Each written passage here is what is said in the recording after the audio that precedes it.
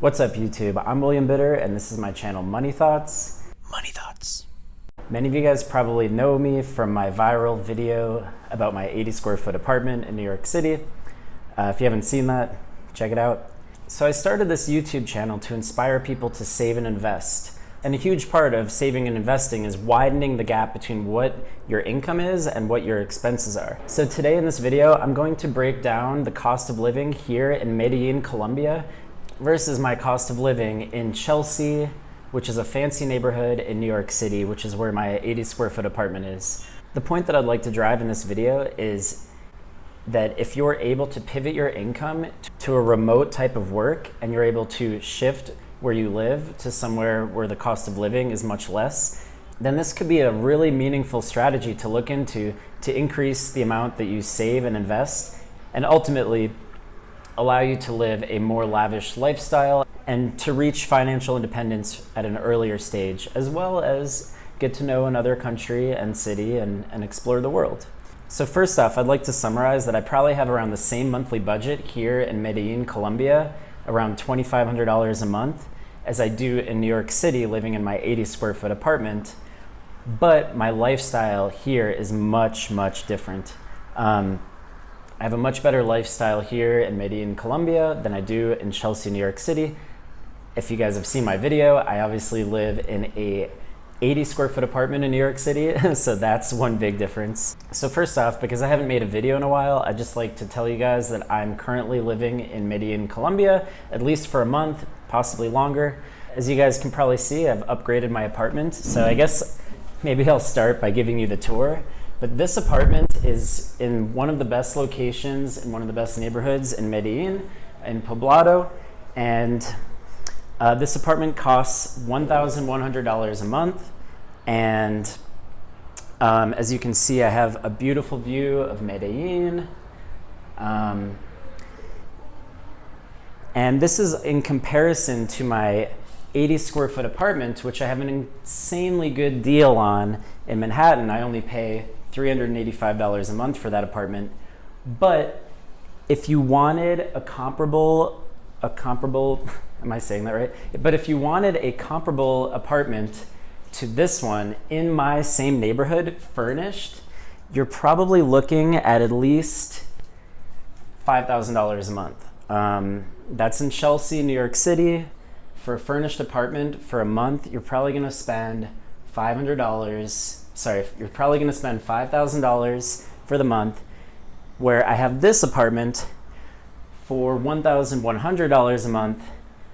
And you know, even if you spend $5,000 a month in Manhattan for a furnished apartment, you're probably not gonna have an apartment with these kinds of views, with this nice of finishes, as well as you know, this building has a rooftop pool with stunning views. And in New York City, you know, if you want an apartment building like that, you're probably looking at $10,000 a month. So that's the first comparison is, you know, and I'm kind of splurging on this apartment because, you know, many people here easily spend a lot less than that on an apartment. You know, some people spend as little as $600 a month for a decent apartment, or even $200 a month if you want roommates. In my neighborhood in Manhattan, in Chelsea, if you want an apartment, even with roommates, you're probably still gonna spend at least $1,500 a month, if not $1,800 or $2,000 a month. Where here you could easily get a room for $200 a month. So obviously rent is a huge factor. All right, next up is groceries. So groceries here in Medellin, Colombia. So I would say that, you know, fruits and vegetables here in Medellin are probably at least half the price in New York City, if not less than half the price. But there are a lot of other foods here that cost around the same as New York City. However, there are some things that are a little cheaper. So I'd say, you know, I probably spend around $50 at the grocery store here in Medellin for about, you know, what I would pay in New York City for that same trip to the grocery store might be around $80 to $100. So you're looking at almost half the price for grocery shopping here. So restaurants here in Medellin for like breakfast and lunch are probably gonna cost you between $4 and maybe $7. In Chelsea, you're probably gonna spend at least double that, if not 3 times that. Maybe you could get a cream cheese bagel for a few dollars, but a real breakfast or lunch is gonna cost you at least $10, if not like $20 after tip. Where in Medellin, you're probably not gonna spend more than $7. Also, for like eating out to dinner, you can easily go to a really nice restaurant and have an amazing meal for under $10 a person, while, you know, in Chelsea, New York City, you're probably not gonna get away with spending anything less than $20, and you can easily spend $30 on dinner in Chelsea.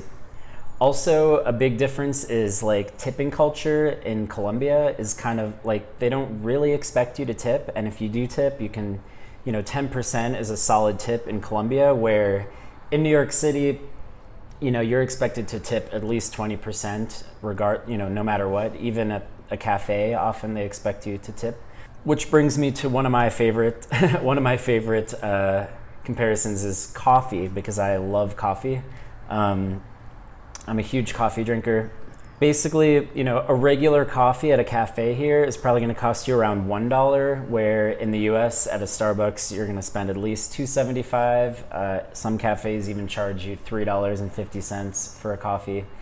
Also, like a cappuccino here at a really nice cafe will cost like $1.50, like an amazing cappuccino, where in my neighborhood in Chelsea, if you want a cappuccino, you're gonna spend at least $5, if not $5.50.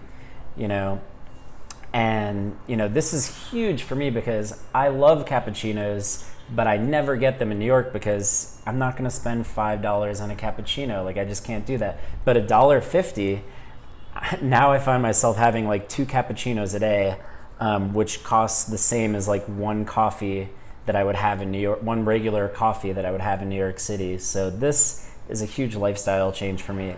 So cell phone plans. So I got a plan with Tigo here in Medellin, Colombia, for $9 for the month for 40 gigabytes, unlimited talk and text and all that.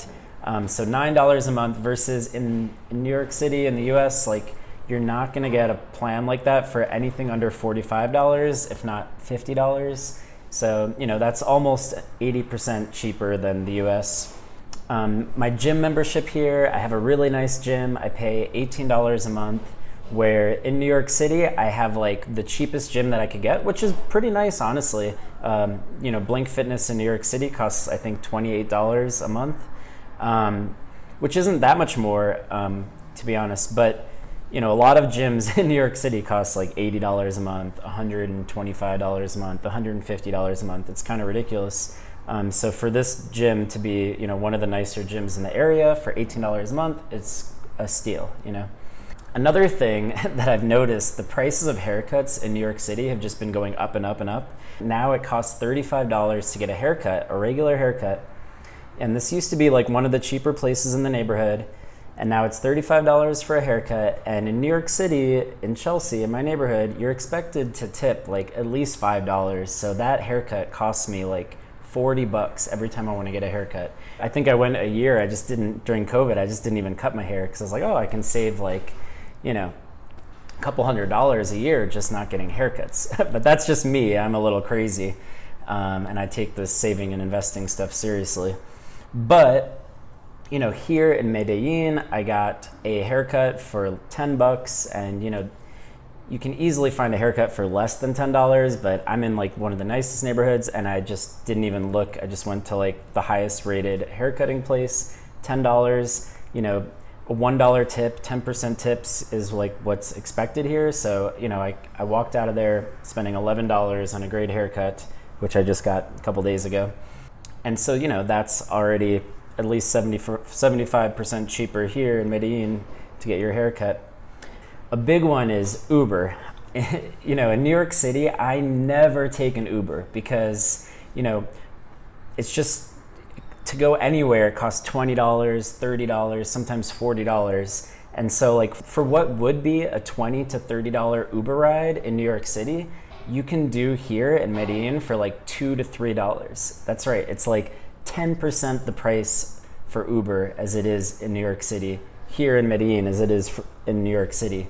So, you know, while in New York City, I'm never taking Uber, here I'm like Ubering all over the place, sending people Ubers because it just costs $2 to $3, maybe $4 if you're going across town, you know? Which brings us to like food delivery services. So like in New York City, we have Uber Eats, and I think there's another one like Postmates. And I can't say that I have too much experience with Uber Eats or any of the other food delivery apps, but I feel like I've checked a couple times, and each time I'm like, this is kind of ridiculous, because when you add up all the fees, like, you know, there's like a service fee and a delivery fee and a, you know, and you have to like tip a little bit because, you know, and all these fees and taxes and tips ends up being like $10 on top of whatever you're ordering.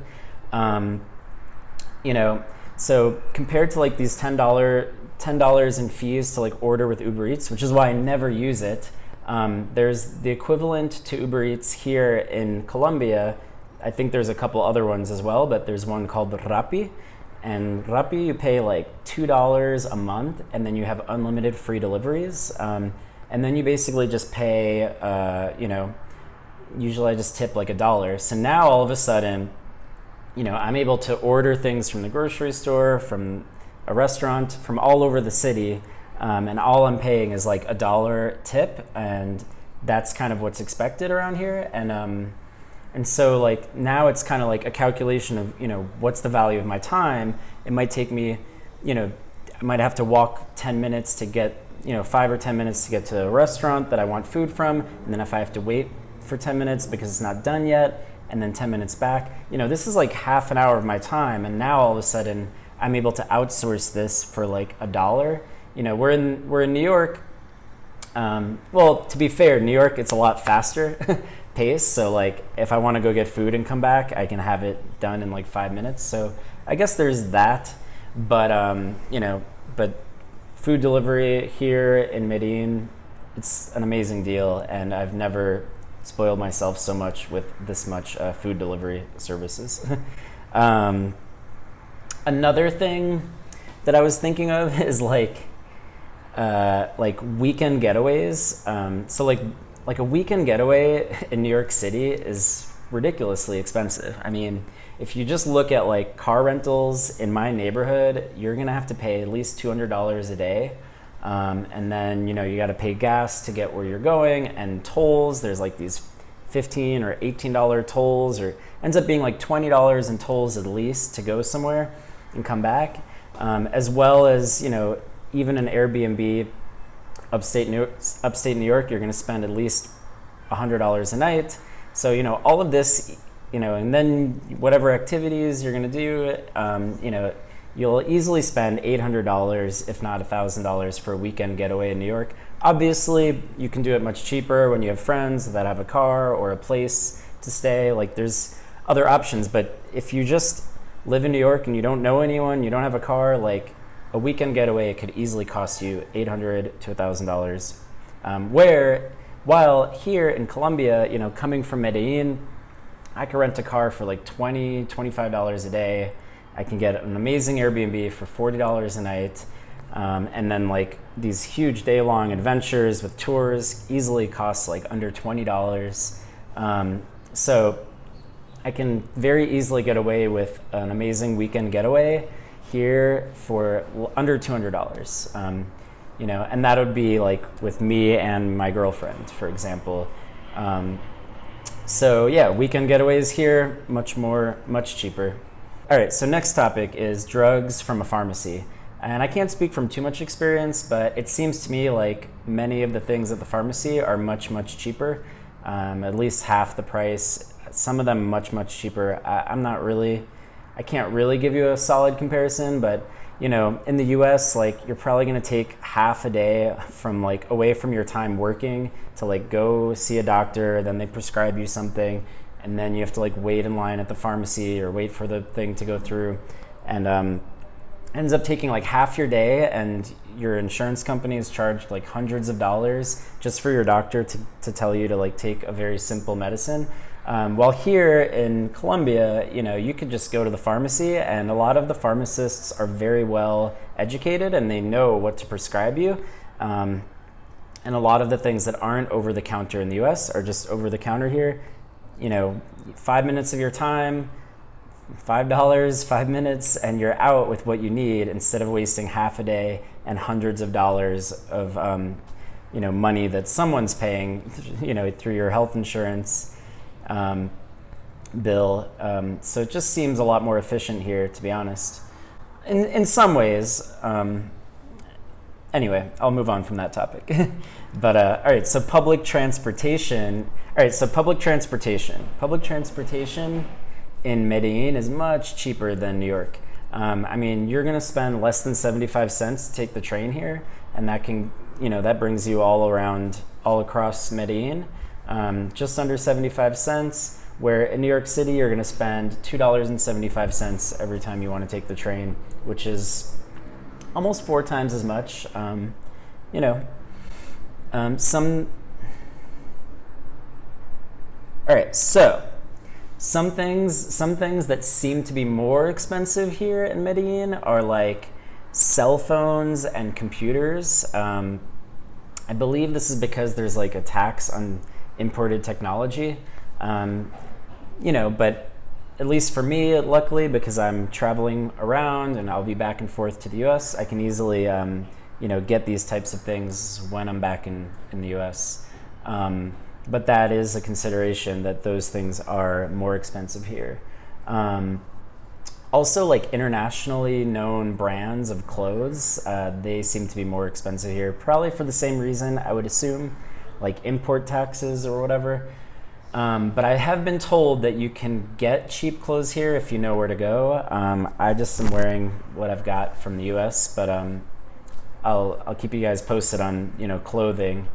That does it for my list, comparing prices here in Medellin, Colombia to Chelsea, New York City. Like I said before, like my budget here in Medellin is around $2,500 a month. And my budget in New York City is about $2,500 a month. But keep in mind that in New York City, I have an amazing deal on my rent, $385 a month, which is like unheard of, where normally I should be spending at least $5,000 a month for something like this. So the comparison isn't quite the same, but like, you know, and here I'm able to afford like going on dates with my girlfriend and like doing fun activities that normally in New York City, they would just be way out of my budget. You know, here I'm ordering food through Rappi, I'm taking Ubers here and there, and all for around the same budget as when I live in New York City, and I'm just grocery shopping, cooking, working, and you know, not doing anything lavish at all. Ultimately, you should expect to be able to reduce your costs moving from New York City to Poblado by 50%, maybe even 75%. So I hope when assessing your strategy for saving and investing and reaching financial independence, that you consider living abroad. Lowering your expenses and living abroad is a really magical way to widen the gap between your income and your expenses, and get the ball rolling with saving and investing and reaching financial independence. So anyway, if you guys like this kind of content, like, subscribe, hit the notification bell, all that fun stuff.